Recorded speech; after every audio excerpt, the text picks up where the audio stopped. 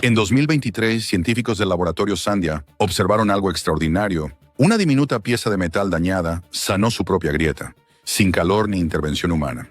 Durante pruebas de fatiga, la fractura avanzaba y luego, el metal pareció decidir unirse de nuevo, como si tuviera voluntad propia. Este fenómeno, llamado soldadura en frío espontánea, solo se había predicho en teoría. Ahora, su confirmación abre la puerta a una revolución máquinas y estructuras capaces de autorrepararse y durar mucho más tiempo.